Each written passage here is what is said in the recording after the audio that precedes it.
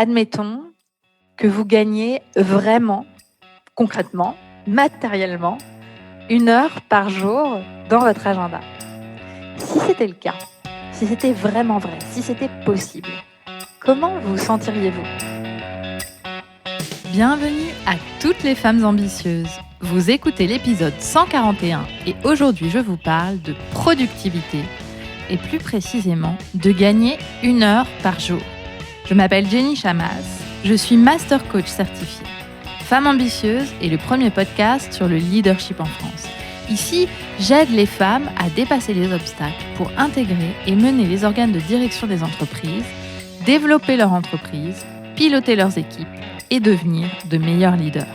Pour me soutenir dans cette mission, abonnez-vous au podcast et laissez un avis 5 étoiles sur la plateforme de votre choix. 1000 merci.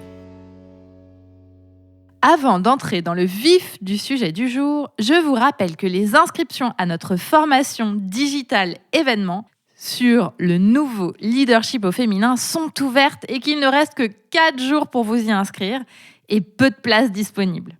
Est-ce que vous aimeriez dessiner et vivre un leadership plus en phase avec vous-même et avoir plus d'impact ? Un leadership confiant, authentique, performant et humain. Un leadership qui soit en dehors des codes traditionnels qui ne vous conviennent pas.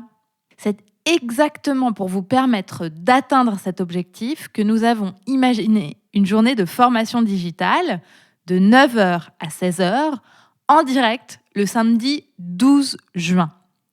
Pendant cette journée exclusive et inédite, je vous ferai vivre une expérience transformatrice autour de votre leadership. Pour que vous puissiez prendre le pouvoir sur votre leadership et être véritablement aux manettes de votre vie. Et je vous en dis plus et je vous dis tout sur la page jennychamas.com/nouveau-leadership. Allez-y pour découvrir toutes les informations et sécuriser votre place dès maintenant. jennychamas.com/nouveau-leadership. Notez aussi qu'en achetant 2 places, la 2e place est à moins 50%. Alors n'hésitez pas à venir en groupe de femmes leaders.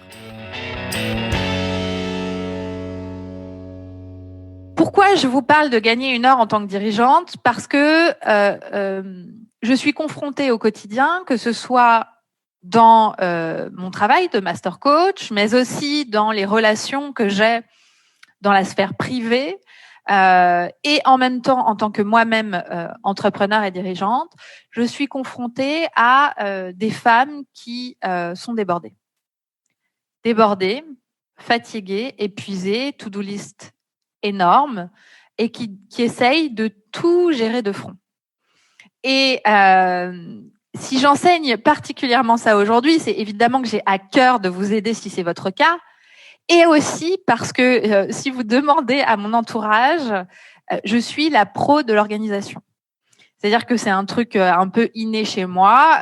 C'est aussi quelque chose que j'ai beaucoup exploré, c'est-à-dire j'ai exploré différentes méthodes, et donc j'ai une gestion du temps qui me permet d'avoir un peu de recul. Et j'ai constaté que cette gestion du temps, elle était absolument pas universelle et que bien souvent, les leaders que j'accompagnais et les leaders que je rencontrais en général dans ma vie n'avaient pas accès à ces mêmes outils et parfois n'avaient pas le recul nécessaire pour vraiment les mettre en pratique quand elles y avaient accès. Donc c'est ce qu'on va voir aujourd'hui. On va voir 3 choses aujourd'hui. La première chose qu'on va voir, c'est pourquoi vous avez le sentiment d'être tout le temps débordé.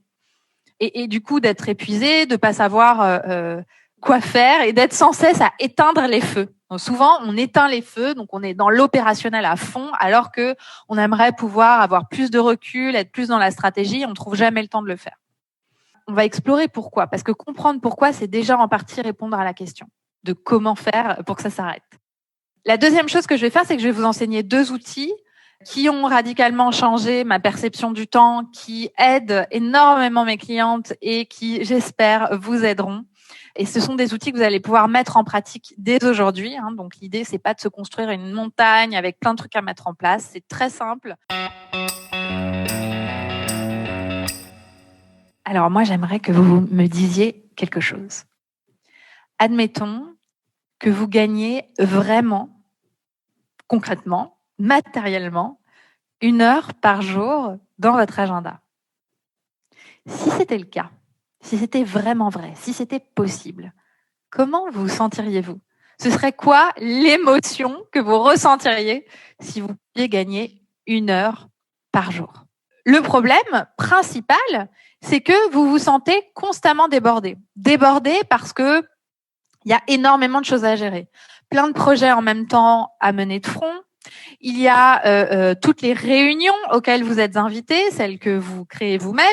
Il y a toutes les décisions que vous devez prendre qui vous incombent parce que vous êtes responsable d'un périmètre. Il y a toute la gestion humaine si vous êtes manager d'équipe, les one-to-one, les réunions d'équipe, les évaluations, les augmentations, les licenciements, les recrutements. Il y a toutes les urgences qui viennent bousculer votre quotidien quand celui-ci est planifié ou est déjà bien assez chargé.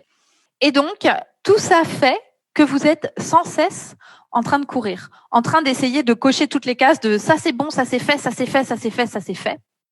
Et donc, vous avez le sentiment de manquer d'espace de respiration, de ne pas avoir le temps de prendre du recul, d'avoir cette vue en hélicoptère ou prendre de la hauteur où vous voyez tout et puis là, tout à coup, la situation vous apparaît beaucoup plus claire parce qu'en fait, la réalité, c'est que vous avez la tête dans le guidon où ça ressemble un peu à la tête dans votre ordinateur et que dès quelqu'un vous demande un truc et que vous devez lever la tête ou quelqu'un frappe à votre bureau, pas encore, j'ai pas le temps. Et le problème, c'est que, en fait, ça ne s'arrête jamais parce que même quand vous partez en vacances, vous savez très bien ce qui va se passer, c'est que quand vous revenez, il y a 1000 mails en attente.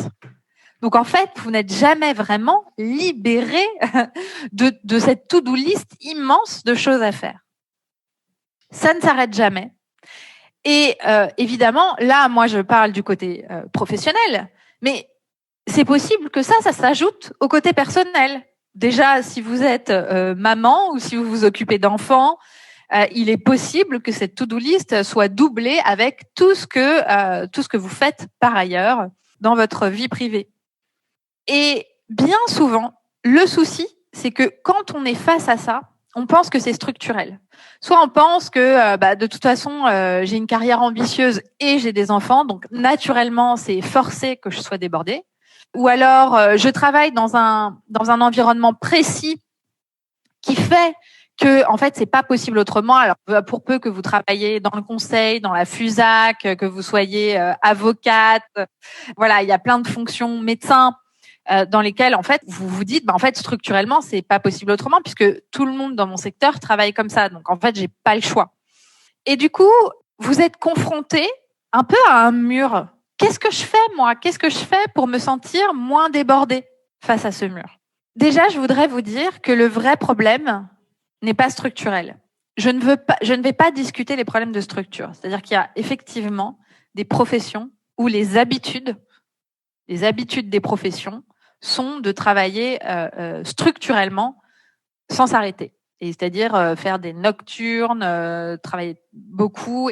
Cela étant dit, cela n'empêche pas que vous puissiez travailler, vous, sur votre gestion du temps. Parce que si vous êtes là, c'est que vous êtes une leader. Et ce que suggère le mot de leader, c'est que vous avez le droit au chapitre, que vous décidez pour vous de votre carrière et de votre vie. Et donc, qu'une leader est aux manettes. Et donc, moi, ce que je vais vous proposer ici, c'est d'aller voir ce qui est en votre contrôle. Alors, en général, l'impression de débordement et de manque de temps n'est pas simplement structurelle à vos fonctions, elle naît de différentes temporalités. Il existe, selon moi, 3 niveaux de temporalité que je vais vous citer, qui, cumulés, mis bout à bout, créent la sensation de débordement. Le premier temps, c'est le temps physique, d'accord ? C'est le temps que prennent les choses. Quand vous êtes en réunion, ça vous prend un temps imparti. Quand vous partez en déplacement, bon, en ce moment, on part pas trop en déplacement, mais ça vous prend 1 jour ou 2 jours. Voilà, c'est quelque chose d'indiscutable. C'est le temps que prennent effectivement les choses pour se faire. Ensuite, il y a le temps mental. Le temps mental, c'est le temps que vous passez à penser à autre chose que ce que vous êtes en train de faire. Donc, vous êtes, par exemple, en réunion et puis vous pensez à toute autre chose. Donc, en même temps que je vous parle, vous vous dites, ah bah tiens, il faut que je contacte un tel parce que j'ai oublié de lui dire que il me faut cette déclaration. Et puis mince, j'ai pas inscrit mon fils au stage d'équitation. Et oh là là, faut que je pense ce soir à prévenir la maîtresse qu'il y a le goûter d'anniversaire. Enfin bon, là je vous donne des exemples de maman parce que je me sens concernée. Mais bref, vous êtes en train de faire quelque chose, mais vous n'y êtes pas vraiment parce que votre tête est ailleurs. Et ça, c'est la charge mentale. Donc, la troisième temporalité, c'est le temps invisible. C'est le temps que vous passez à faire des choses sans vous en rendre compte. C'est du temps dépensé sans vous en rendre compte. Donc, par exemple, si vous êtes parmi les personnes qui ont leurs emails constamment ouverts et qui regardent leurs emails comme ça au fil de l'eau, ou à chaque fois que ça bip, ça arrive et puis on regarde. Si vous êtes quelqu'un qui check Instagram constamment ou WhatsApp, ou alors vous regardez des séries Netflix, mais vous en regardez pas un ou deux épisodes pour vous faire plaisir, mais vous en regardez toute la nuit ou 4-5 d'affilée. Ça, c'est du temps invisible. C'est-à-dire que vous avez le sentiment de manquer de temps, mais en même temps, vous passez beaucoup de temps à faire des choses de façon non intentionnelle. C'est-à-dire sans vous en rendre compte. C'est aussi le temps que vous pouvez potentiellement passer à manger sans avoir faim, mais passer du temps à vous remplir de quelque chose ou à boire de l'alcool alors que vous n'avez pas vraiment envie d'en boire, mais c'est juste en fait pour pallier à autre chose. Alors, j'aimerais vous expliquer pourquoi chacun de ces temps peut être problématique pour vous. D'accord ? Donc, quand vous vous laissez déborder par le temps physique, en général, c'est parce que vous n'avez pas assez bien défini vos priorités. Vous voulez être partout, vous essayez de tout faire, même quand ce n'est pas possible physiquement, dans le temps imparti, de tout faire. Vous dites oui à tout, sans filtrer, et puis vous vous retrouvez avec un énorme tas de trucs à faire, sans savoir précisément comment vous allez faire, puisque en fait, c'est beaucoup trop par rapport au temps que vous avez.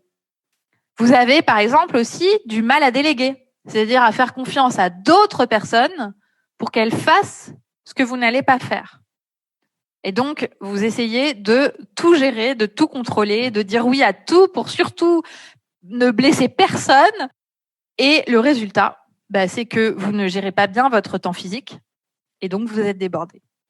Quand vous vous laissez déborder par le temps mental, c'est en général parce que vous n'avez pas bien planifié. D'accord ? Ça peut ressembler à, vous savez que vous avez des choses à faire, donc vous avez peut-être quelque part un post-it avec marqué « faut que je fasse ci, faut que je fasse ça, faut que je fasse ça ». Et puis en fait, c'est toujours repoussé. Vous savez pas précisément quand est-ce que vous allez le faire. Vous n'avez pas prévu que vous le feriez tel jour à telle heure. Du coup, ça court toujours dans votre esprit.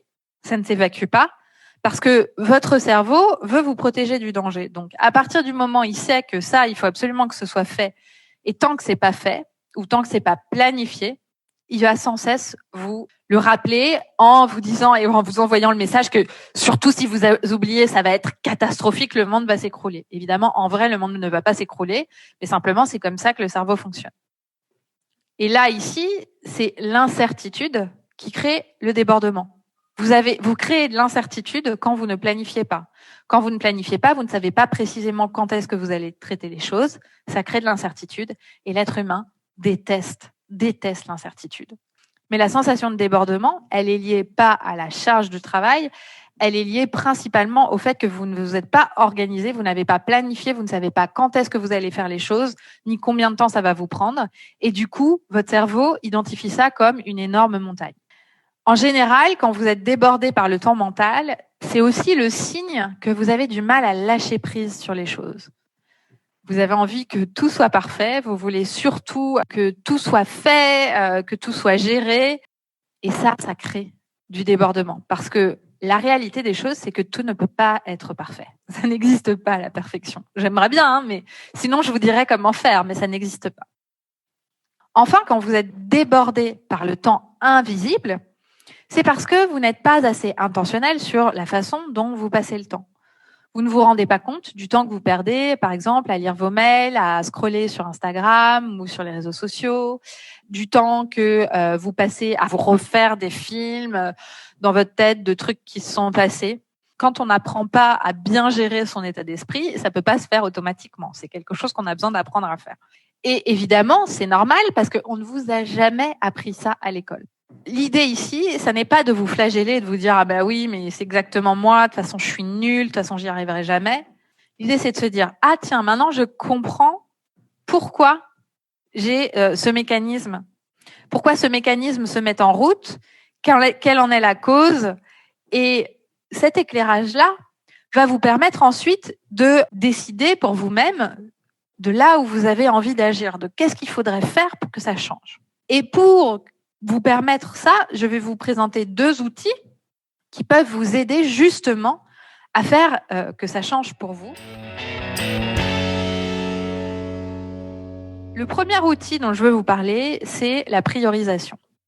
Le problème, il est que, en fait, très peu de leaders décident intentionnellement de priorités et mettent en œuvre ces priorités. C'est-à-dire qu'on se dit, ça c'est ma priorité, et en même temps on essaie de gérer ça. Du coup, ce ne sont plus des priorités.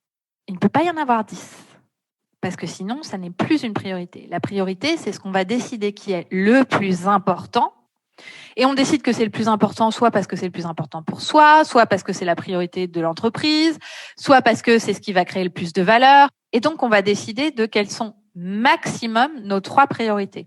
Et j'ai envie de vous dire, si vous n'en avez qu'une ou vous en avez que 2, c'est même encore mieux, parce que c'est plus facile. Moins on en a, plus c'est facile de vraiment concentrer son attention, son énergie et son temps sur ses priorités.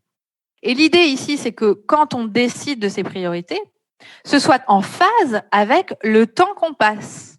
En général, je vous suggère de décider de vos priorités sur un temps plutôt long. Donc, ça peut être les priorités de l'année, ça peut être les priorités du semestre ou du mois. On va moins parler de priorités à la semaine. Ce que je vous invite ensuite à interroger, et c'est des questions que vous pouvez écrire parce qu'elles peuvent vous être utiles, c'est de vous demander si les priorités que vous avez déterminées sont représentées dans votre agenda. Et la deuxième chose sur laquelle je vous suggère de vous interroger, c'est pour respecter ces priorités, à quoi allez-vous dire non? Il y a forcément des choses auxquelles vous allez devoir dire non. Est-ce que ça va être non à certaines réunions, non à certains projets? Et alors non, ça peut être une remise à plus tard, hein, c'est pas nécessairement un non définitif, mais c'est une question qu'il va falloir vous poser. Ensuite, une fois que vous avez ces priorités, mon conseil, c'est de planifier. L'idée, c'est que ce qu'il y a dans votre agenda corresponde à vos priorités.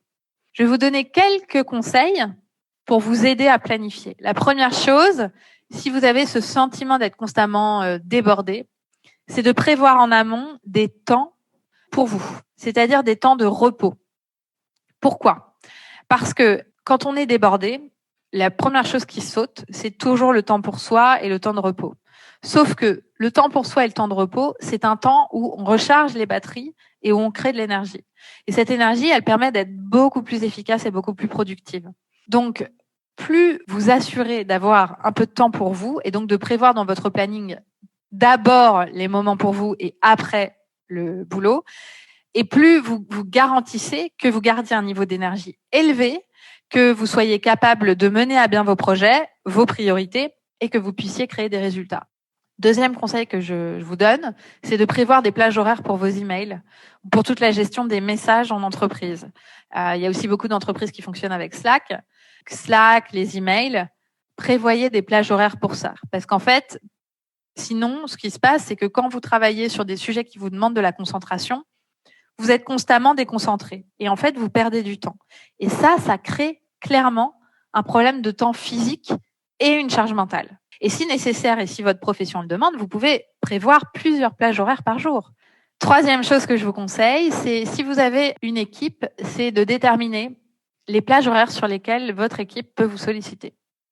C'est-à-dire que si vous faites partie des leaders qui ont le sentiment d'être constamment en disponibilité pour les gens qui les entourent, sans jamais être disponible pour vous-même, eh bien, c'est qu'il y a un problème. Et donc, dans ce cas-là, une des solutions, c'est d'avoir et de communiquer très clairement des plages de disponibilité et des plages où vous ne devez pas être dérangé. La dernière chose que je voudrais vous dire, c'est que si vous constatez que juste avec 3 priorités, et c'est déjà beaucoup 3 priorités, en fait, même ça, dans le temps physique, ça ne passe pas, ce qui est tout à fait possible, parce que vous avez peut-être des choses qui demandent énormément de travail. Un, c'est soit que ça va juste vous demander plus de temps, donc il faut l'allonger dans la durée, ou 2, c'est que vous devez déléguer. Et c'est aussi un bon signal pour savoir, est-ce que vous déléguez assez? Est-ce que vous avez les ressources suffisantes pour faire et pour créer les résultats que vous voulez créer? Donc voilà, ça amène ensuite à d'autres questions, mais ça permet de regarder les choses en face en s'organisant.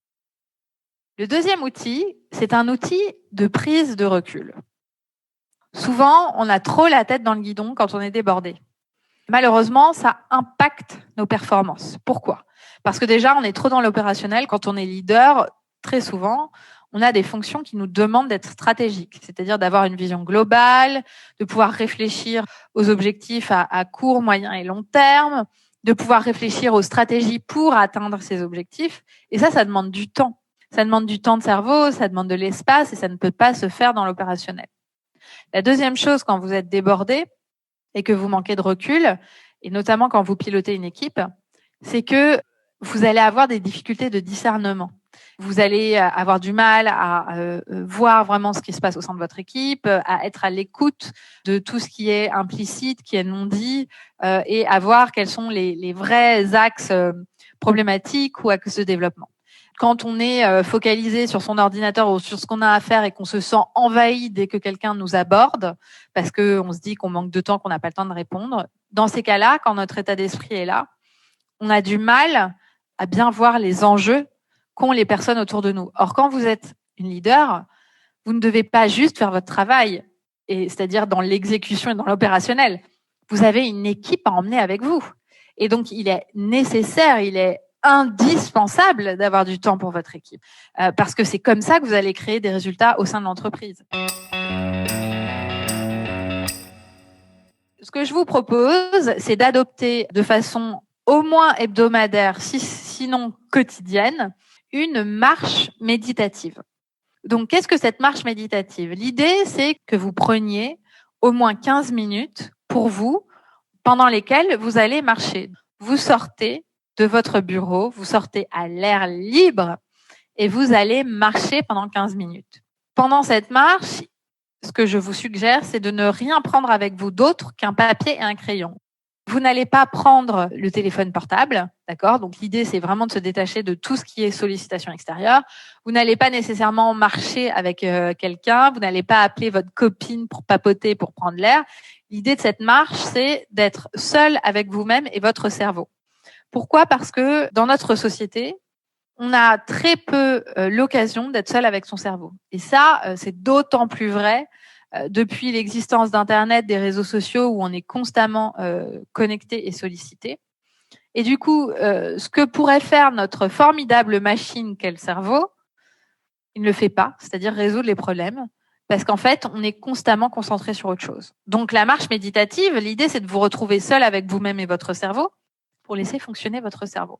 Soit vous faites une marche méditative juste en observant ce qu'il y a à l'horizon, parce que vous voulez juste vous détendre et vous n'avez pas de sujet particulier en tête. Ça, c'est une formule. L'autre façon, qui est, je trouve, très, très efficace quand on a des questions qu'on se pose, des problèmes à régler, c'est de marcher en se posant des questions puissantes. Vous allez vous demander comment puis-je résoudre ce problème? Vous allez vous dire quelles sont mes options?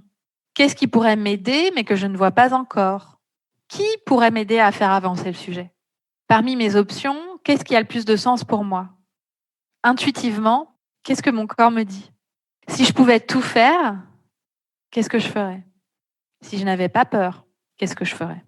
Donc, vous voyez l'idée, vous vous saisissez du problème et vous posez des questions autour de ce problème. Donc, par exemple, des exemples concret de ce à quoi j'utilise cette marche méditative. Ça va être pour préparer un feedback, ça va être pour justement me demander quels vont être les axes de développement de mon entreprise dans les prochains mois, comment débloquer une situation problématique avec quelqu'un, comment créer une nouvelle idée aussi. J'utilise beaucoup ça pour créer de nouvelles idées. Si la première fois vous avez l'impression que ça ne vous amène à rien, c'est pas grave, il faut poursuivre. C'est aussi une pratique, donc ne vous attendez pas à des miracles dès la première fois. mais vous allez voir que votre cerveau est une machine absolument formidable qui a réponse à beaucoup de vos problèmes. Et savoir que les réponses sont en vous, c'est probablement la meilleure chose qui puisse vous arriver, parce qu'alors vous n'avez plus besoin que quelqu'un résolve le problème à votre place. Vous avez ce qu'il vous faut pour résoudre le problème. Mis bout à bout, la priorisation et planifier votre temps et la marche méditative, ça va vous faire gagner 1 heure par jour. C'est-à-dire que, par exemple, une marche méditative de 15 minutes peut vous résoudre un problème sur lequel vous pensiez passer 3 heures. Et ça m'est arrivé, mais un nombre de fois incalculable. Ça arrive aussi beaucoup à mes clientes. Donc, ce que je vous invite, c'est à décider déjà de mettre en pratique l'une des 2 techniques. Mettez-la en pratique et voyez déjà le temps que vous gagnez à faire ça. Et vous verrez très vite, vous allez gagner 1 heure par jour. Si vous êtes une femme leader en entreprise ou entrepreneur et que vous voulez avoir plus d'impact, vous sentir à votre place dans vos fonctions et être une meilleure leader, le programme Leaders Ambitieuses est pour vous. Nous serions ravis de vous accompagner. Pour nous contacter, vous pouvez cliquer sur le lien dans les notes de cet épisode ou vous rendre sur la page jennychamas.com/coaching et cliquer sur Travailler avec nous.